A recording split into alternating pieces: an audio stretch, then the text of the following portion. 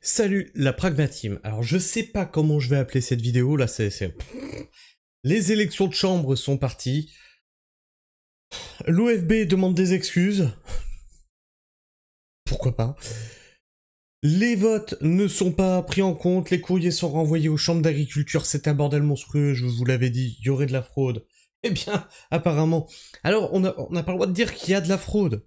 Mais on va dire qu'il y a une ingérence, il y a des irrégularités. On a le droit à ça? Est-ce qu'on a le droit? Et de l'autre côté, on a la FNSEA qui continue à faire son cirque, à être plus vertueux que vertueux, alors que non. Enfin bref, c'est un micmac. Là, clairement, les agriculteurs sont plus dans la rue. Hein. Là, les agriculteurs sont au vote et dans les chambres d'agriculture. On va faire le tour de tout ça, bien entendu. Et on va commencer par Legras Patrick qui nous dit « En direct de Saint-Martin-de-Crau dans le 13 pour analyser la situation. Les envois de bulletins de vote confirmés par les MSA. » Bravo. Et ça... Attendez, je vais peut-être vous mettre le son, sinon vous n'allez pas l'entendre. Ah, alors, appuie. Bonsoir à tous, on en avait peur, mais ça devait arriver. Aujourd'hui, on a les enveloppes qui reviennent avec une mauvaise adresse. Elles retournent aux chambres d'agriculture. Anormal. Oh, bah ça alors, mais quelle surprise! Vous pouvez voter par courrier ou par vote électronique. Vous inquiétez pas, tout va bien se passer. Oh, comme c'est bizarre! Totalement stupide. Donc, on est en train d'essayer de gérer que ces enveloppes ne retournent pas aux chambres d'agriculture, puisque ça peut permettre aussi du manque de transparence, voire même de la fraude. Quand on vous disait que c'était compliqué, que c'était complexe, voilà, c'est du bidouillage et ça devient totalement pénible pour faire des élections chambres d'agriculture sereines et totalement transparentes. Le vote électronique géré par la préfecture, on vous le répète, reste le plus fiable et aurait dû être à la fois... Le vote électronique géré par la préfecture, le plus fiable, encore une fois, hein, c'est un vote électronique, c'est falsifiable, vous voyez même les votes papier. Oh bah dis donc, les enveloppes sont détournées, on a perdu des votes, oups!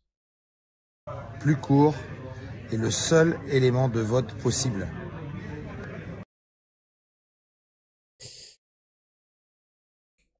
Alors, il nous disait avant, Legras Patrick, pourquoi faire simple quand on peut faire compliqué, et il repostait... donc Christian Converse, secrétaire général de la coordination rurale, qui nous expliquait la même chose. On va s'écouter ça. Oui, alors on est en Oula. Alors un coup c'est faible, un coup c'est... Hop là. train de découvrir un nouveau problème, c'est que toutes les enveloppes qui arrivent chez les agriculteurs et qui n'auraient pas la bonne adresse, donc elles reviennent aux chambres d'agriculture et non pas en préfecture. Donc avec tous les risques que ça comporte de sincérité du scrutin, puisque ces enveloppes-là, elles disposent de tous les codes, donc elles peuvent très bien être réutilisées par des mains malveillantes, et ce qui nous pose vraiment problème. Donc nous on demande, et on a saisi hier le ministère de l'Agriculture, on saisit aujourd'hui le ministère de l'Intérieur, pour faire en sorte que ces enveloppes, elles reviennent au niveau des préfectures et qu'elles soient mises sous séquestre. Sinon, effectivement, n'importe qui peut s'en servir pour voter à la place des gens qui n'auraient pas reçu, ce qui fait que le scrutin serait déjà complètement tronqué. Alors déjà qu'on a peur sur la sincérité. Surtout que si ça repart aux chambres d'agriculture, je rappelle, les chambres d'agriculture sont détenues par un syndicat, et donc je crois qu'il y a 95% des chambres d'agriculture qui sont détenues par la FNSEA, donc imaginez ce que ça peut donner. Vous imaginez quand même notre souci pour la suite.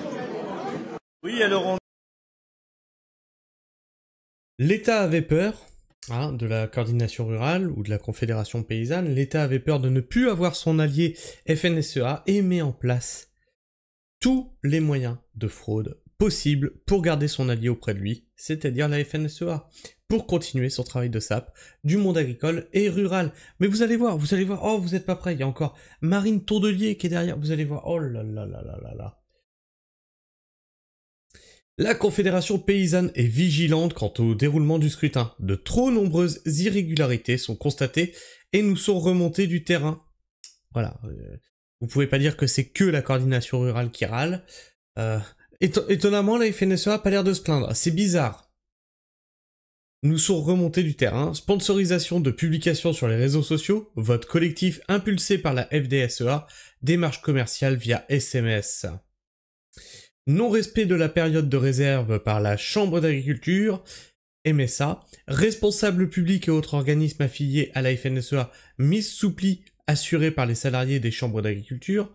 Pour retour de courrier à la Chambre d'agriculture et non à la préfecture, nous demandons instamment aux préfectures et à la ministre de l'Agriculture, Annie Genevard, de tout mettre en œuvre pour garantir l'équité, la transparence et la sincérité du scrutin. Il en va du processus démocratique des élections professionnelles. Bref, le vote est déjà nul et non avenu, quel que soit le résultat. Il y a trop de problèmes. Le gras Patrick qui nous dit « Avec un tel ministre de l'économie en remplacement de Bruno Le Maire qui a laissé crever l'agriculture au profit des importations sans clause miroir vérifiable, on est encore mal barré. » Et donc on va écouter ce que nous dit ce monsieur, vous allez voir, là aussi on a une pépite. Hein. La transformation écologique est la principale priorité, édicte ce matin Lombard, qui explique que les entreprises françaises doivent accepter de voir leur rentabilité baisser au nom de celle-ci. Voilà, tu veux de l'écologie, tu coules ta boîte. Alors avant on avait go woke, go broke, bah maintenant on va pouvoir dire go écolo, go broke. Voilà, parce que t'es contre l'écologie, tu veux tuer la planète. Tu veux pas tuer la planète? Eh ben laisse ta boîte crever. Quelle est la principale priorité du moment en réalité? C'est la transformation écologique. C'est ça l'impératif. Le réchauffement climatique. Et là, il faut qu'on s'adapte. C'est... Arrêtez de vous saisir du réchauffement climatique pour faire passer tout et n'importe quoi. Vraiment. Vous arrêtez en politique de parler de réchauffement climatique, vous arrêtez en politique de parler d'écologie parce que vous ne savez pas de quoi vous parlez. Tu viens sur le terrain, tu vas prendre un râteau, tu vas comprendre ce que c'est que de l'écologie. S'adapte. Et ça va demander beaucoup d'investissements qui sont des investissements qui sont pas toujours rentables. Et ça risque de conduire, et il faut l'accepter, à une baisse de la rentabilité des entreprises. Parce que pour le dire simplement... À court terme, vous voulez dire? Une sorte d'adaptation, de temps d'adaptation? Le meilleur investissement qu'on puisse faire. À moyen terme. À court terme, la perte de rentabilité. Non, non, plus loin, plus loin. Non, t'inquiète, on va couler la France. Non, mais là, on est parti pour... Mais c'est de la faute au RN, le budget n'a pas été voté, c'est de la faute à LFI, le budget n'a pas été voté, nouveau gouvernement en place, qu'est-ce qu'ils font? Paf! Tout par terre. Pour l'économie, c'est l'investissement climatique. Pourquoi? Parce que le dérèglement climatique, sinon, va tuer l'économie. Réchauffement climatique, rentabilité, écologie, tuer, tout le champ mexical est là. Le champ mexical. Tout le champ lexical est là. Cet investissement à court terme, il peut peser sur la rentabilité. Alors cet investissement à court terme, hein, il parle bien d'investissement à court terme. Eux, ils investissent rien. C'est ta boîte qui coule. Hein. c'est ça le truc. C'est toi qui investis. T'as investi dans ta boîte, t'as balancé 75% de ton chiffre d'affaires à l'État, et en plus ta boîte va couler. Parce que écologie, quoi. C'est pas ça que demande l'écologie.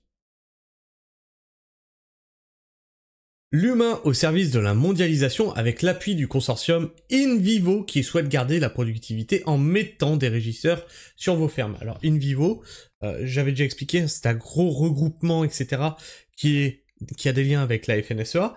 Et donc pareil, hein, un truc que je vous avais expliqué, c'est qu'on essaye de rentrer dans les capitaux des fermes pour vous mettre des personnes qui vont, voilà, vous expliquer ce que vous devez produire. On est en train, ça y est, l'agriculture est en train de muter. Ça se passe sous vos yeux actuellement.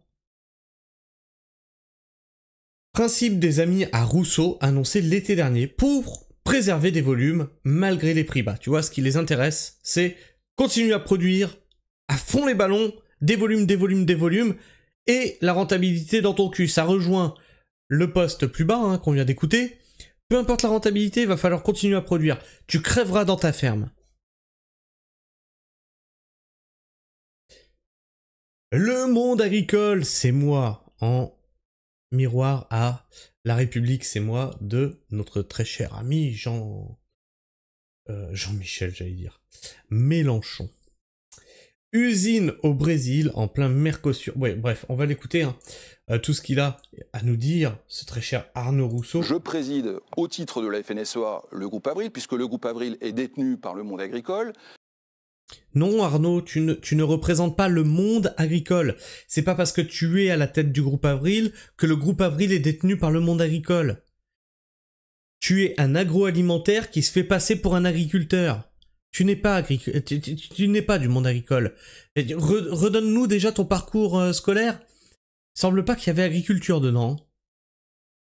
Est ancré avec des administrateurs qui viendront toujours de la FNSEA, et je le fais. Au moins c'est clair. Ça appartient au monde agricole. Le groupe Avril appartient au monde agricole, mais les administrateurs seront toujours de la FNSEA. Au moins c'est clair, c'est dit. Fait dans une entreprise qui ne verse pas de dividendes aux actionnaires, qui réinvestit tout au profit de la Ferme France. Alors, quand il dit la Ferme France, on parle de l'agroalimentaire, hein. On a vu qu'il avait investi au Brésil, racheté des fermes au Brésil, qui rachetait les gammes verts, etc., etc. C'est la Ferme France, hein, bien sûr, c'est la Ferme France. Hein. Est-ce que ça va en aide aux agriculteurs ? Non, les agriculteurs, c'est pas la Ferme France, t'es con, toi, ou quoi ? Qui est au Brésil dans 19 pays, tout ça est très transparent, il suffit de le garder. Donc pas de conflit d'intérêts possible.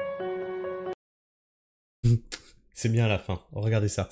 Arnaud Rousseau, près de 200 000 € de revenus par le groupe Avril. Pas de dividendes. Importation de maïs OGM par le groupe Avril. Usine d'Avril au Brésil. Faites le ménage dans vos chambres d'agriculture. Votez coordination rurale. Et là, pareil. Alors là, ça a déterré des trucs, là. On parle d'ingérence. Oh, Elon Musk fait de l'ingérence, Trump fait de l'ingérence, c'est la faute à Poutine. Et Soros, dans tout ça, il faisait pas de l'ingérence ? Vous allez voir ça. Voilà d'où vient une grande partie de nos problèmes avec l'écologie punitive poussée par le lobbying des prétendues ONG indépendantes, avec l'appui de certains députés français, à vomir de honte. Et donc, il nous déterre un article de F de Souche. Ingérence, Nathalie Loiseau et la ministre Amélie de Montchalin sont membres du conseil de l'ECFR, une officine au service de l'influence de George Soros dans l'Union européenne. C'est une macroniste, hein. Ok ? L'ingérence de Soros... Non, l'ingérence de Soros, c'est une bonne ingérence. Il faut comprendre, il y a la bonne ingérence et il y a la mauvaise ingérence. D'ailleurs, ils nous le sortent plus, ça. Tu sais, quand on disait oui, les Américains, ils ont trop de prise là sur l'Europe, sur la France, etc. Mais c'est quoi cet anti-américanisme primaire ? On pourrait pas leur retourner ça dans la gueule, là ? Vous voulez faire fermer X ? Mais enfin, c'est quoi cet anti-américanisme primaire ? C'est con comme ça peut se retourner contre vous maintenant, vos arguments,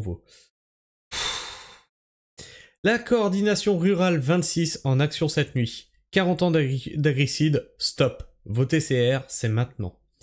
Et donc ils ont mis des panneaux partout. Stop à l'agricide, votez CR 26. 40 ans d'agricide, donc pareil un panneau. Et donc pour les élections agricoles. Matt qui nous dit l'humain avec... Ah oui. Alors pourquoi il parle de l'humain ? Parce qu'il répond à la FNSEA. Hein, la FNSEA nous dit qu'il va mettre l'humain devant. Notre projet est axé sur l'humain. Et un cap clair, le goût d'entreprendre et un bon équilibre économique. Le goût d'entreprendre, ça veut rien dire. Hein. Toi, t'as le goût d'entreprendre, t'es dans l'agroalimentaire. Le goût d'entreprendre quand t'es paysan, c'est pas du tout les mêmes risques que tu prends. Et c'est pas du tout la même somme de travail. Et c'est pas les mêmes revenus non plus, hein. Et Matt qui lui répond, l'humain avec 2 suicides quotidiens, le revenu sans la maîtrise des prix, ça n'existe pas. Et voilà, et il est là tout le nœud du problème. Non. Le goût d'entreprendre passe aussi sur garder la main sur ton revenu, hein, et pas le déléguer à celui qui te rachète ta marchandise. Tu n'es pas entrepreneur quand non, là tu te fais violer en fait.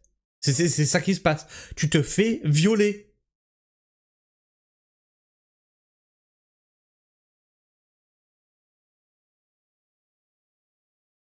Ah, pourquoi j'ai mis ça, moi ? Pourquoi j'ai mis ça là? Observatoire de l'immigration. Ça devait pas être là. C'est pas... Ah si, c'était Matt qui l'avait retweeté, un agriculteur. Mais bon, on va le traiter. Estimation de l'Observatoire de l'immigration.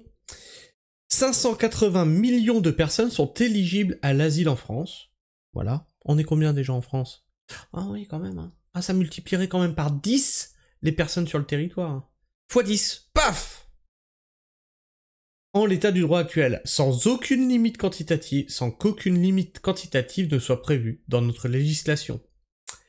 Boum. C'est-à-dire que demain, si tu veux, t'as 580 millions de personnes qui peuvent débarquer sur le territoire. Ils sont éligibles. Point barre. Est-ce que tu crois que la France peut accueillir 580 millions de personnes, et je le répète, dans des conditions dignes? C'est impossible. Aubry Pascal qui nous dit « Il y a 6 ans, ils vous ont dit « Les pieds sur terre, voilà le résultat ci-dessous ». Aujourd'hui, ils vous disent « Votez le bon sens ». Eh bien, à mon humble avis, le bon sens, ce n'est pas eux, ou alors l'objectif n'est pas le mien.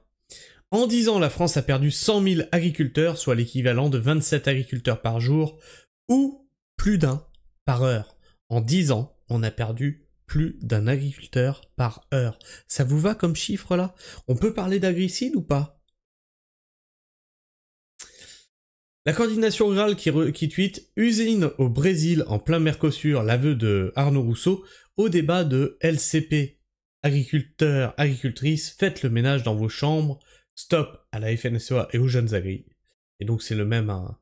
la même chose qu'il disait, hein, je vous le remets. Toc. Je préside au titre de la FNSEA le groupe Avril, puisque le groupe Avril est détenu par le monde agricole.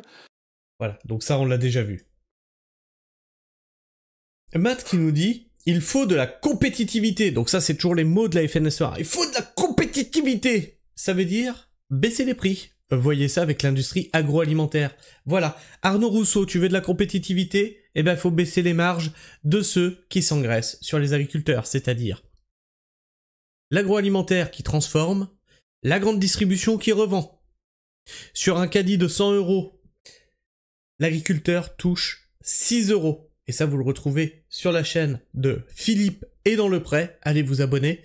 Il explique ça très bien. Sur 100 € d'achat, il y a 6 € qui reviennent à l'agriculteur. Ça vous va, ça, comme échelle de valeur? Quand t'as fait 1000 balles de course, l'agriculteur a touché 60 balles.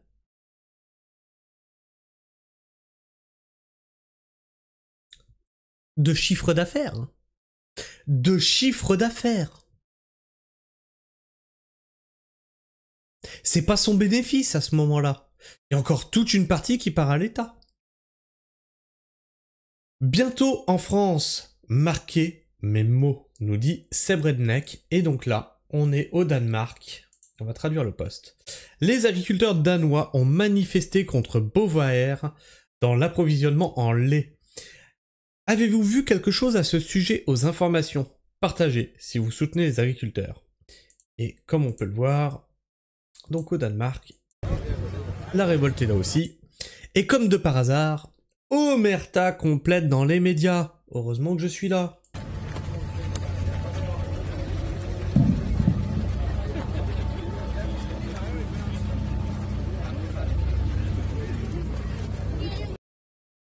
Est-ce qu'il y a quelqu'un qui a interrogé? Non. Toc, parce que ça dure quand même 1 minute 55. Ok. Ok. Le Gras Patrick qui nous dit « À quel titre la principale représentante génétique d'une société pétrolière écologique française nous fait la morale ?» Oui, parce qu'il parle d'Agnès Pannier, nul à chier, hein, qui baigne dans le pétrole de père en fille. Et Agnès Pannier Runacher qui nous dit « Ceux qui sont contre l'écologie sont contre les Français ». Voilà, donc tu n'as même plus le droit de dire « Arrêtez », tu vois ce que je viens de dire, « Arrêtez de vous servir en politique du mot écologie, changement climatique, réchauffement climatique ». J'ai plus le droit de dire ça, sinon je suis contre la France. Je suis contre la France, drapeau français, bien sûr. Je suis contre la France. Viens faire ce que je fais sur le terrain. Viens aggrader un sol. Viens améliorer une terre dont plus personne ne voulait. Travaille avec la biodiversité pour n'utiliser aucun produit. Aucun. Et viens me dire que je suis contre la France et que je suis pas écologique.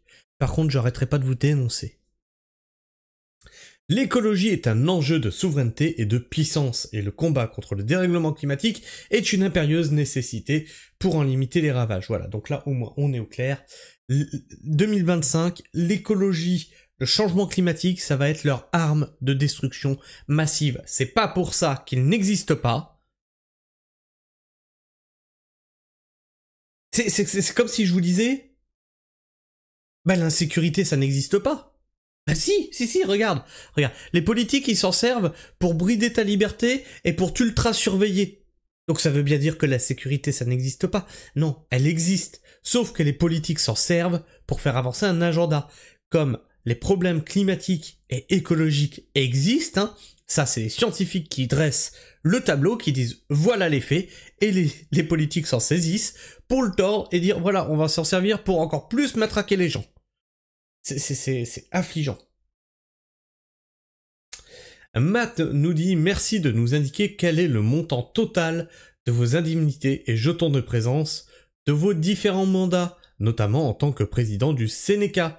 Et il demandait ça à la FNSEA, aux jeunes agris et à Jérôme Despé. Alors là, on a un agriculteur, Seb Redneck, qui nous disait je veux ça. Alors, on va pas y aller par 4 chemins. Vous allez tous me filer 10 balles par abonné. Et avant demain, 10h. Et qu'est-ce qu'il veut? Il veut ça.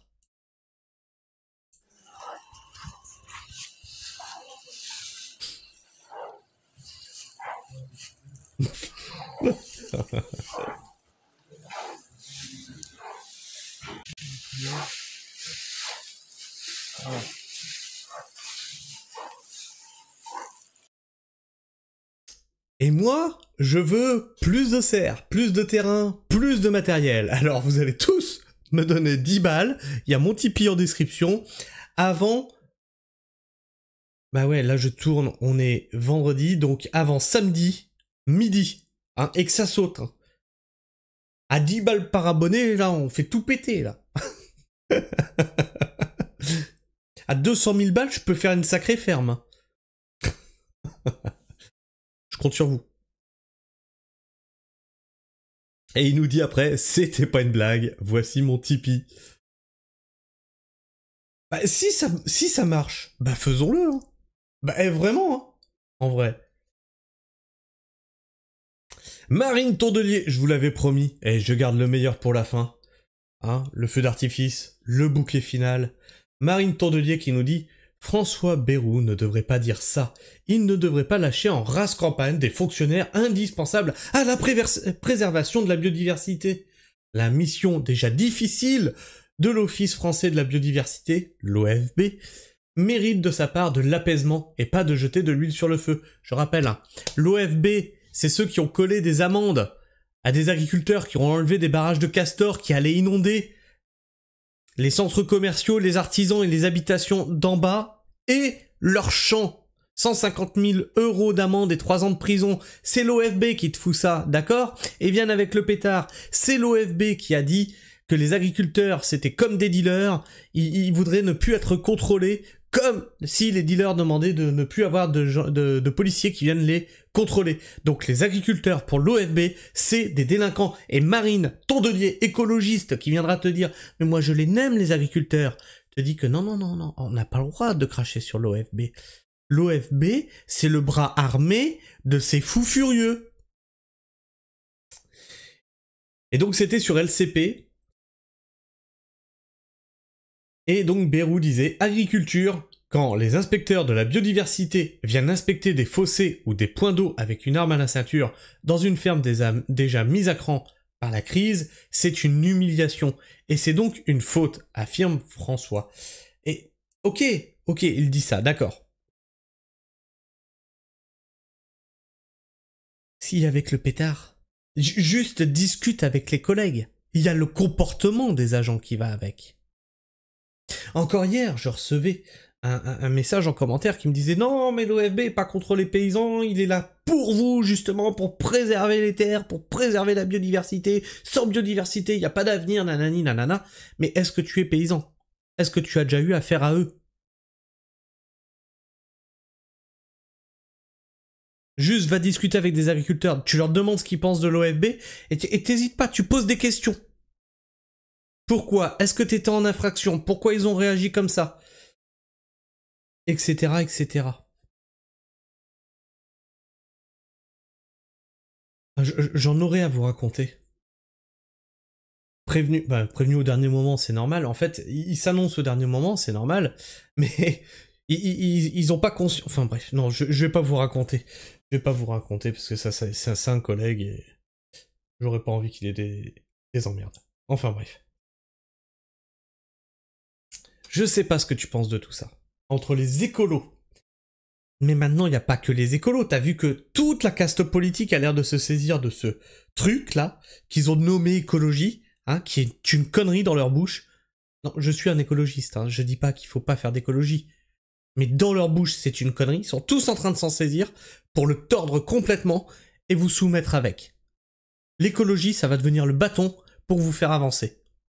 Et vous faire fermer votre gueule. Parce que tu es contre l'écologie, tu es contre la France. Tu es contre l'écologie, tu es contre l'avenir de tes enfants. Tu es contre l'écologie, tu veux tuer la planète. On en est là. Je sais pas ce que vous pensez de tout ça. N'hésite pas, tu me laisses ton opinion dans les commentaires. Tu me laisses un petit message, un petit like. Ça fait toujours plaisir, le like. Et si t'es encore là en fin de vidéo, tu peux t'abonner. Vérifier que t'es toujours abonné. Et n'oublie pas, hein, les 10 € sur Tipeee, hein, ça va m'aider grandement. Enfin bref, moi je vous fais la bise, la pragmatisme. Prenez soin du sol. Et restez pragmatique. Ciao.